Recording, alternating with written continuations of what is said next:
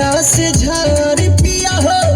अंगना बहार पिया हो चौका पुरौनी सगरो नेवता पेटौनी अपन महई के बोलौनी भाई के चुनारी चढ़ौनी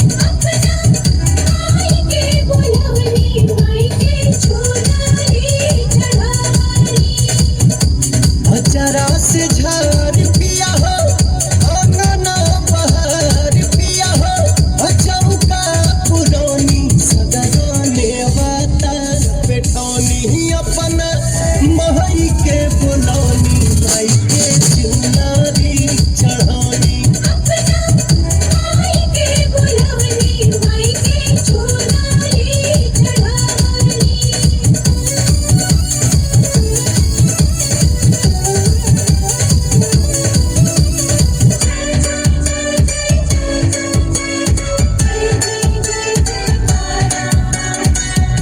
गंगा जी के घटिया से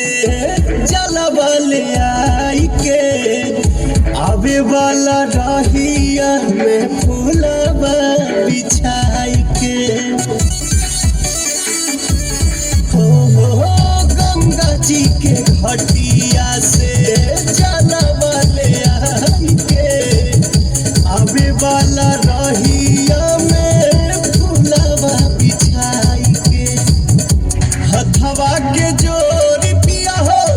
रोहिया या गोर पिया हो आसनो डसौनी लाले कांगना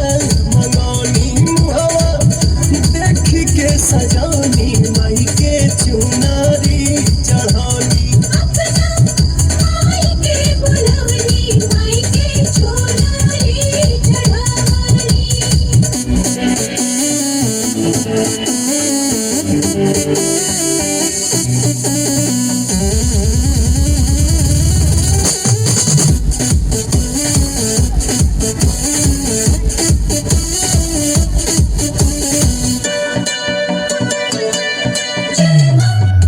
पुरैन पात केला